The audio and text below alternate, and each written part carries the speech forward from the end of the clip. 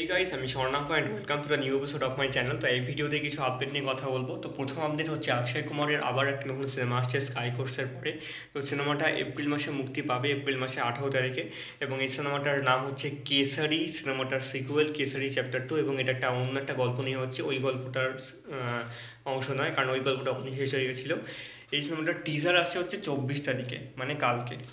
তো এইটার প্রথম আপডেট ছিল। দ্বিতীয় যেটা আপডেট সেটা হচ্ছে বাংলাদেশের মেগাস্টার শাকিব খানের বরবাদ সিনেমা আসছে, যেখানে ইদিকা পাল এবং যিশু সেনগুপ্ত লিড রোলে রয়েছে। তো এই সিনেমাটা কিন্তু ঈদ উল ফিতরই আসছে।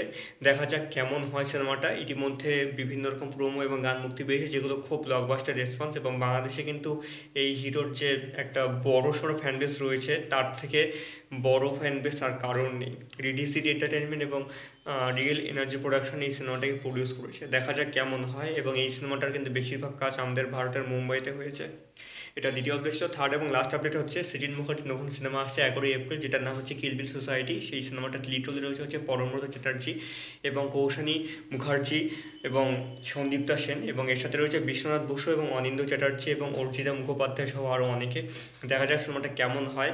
এবং অনেক দিন পর হেমলক সোসাইটির একটা সিকুয়েল আসছে, হিল বিল সোসাইটি যেটার নাম।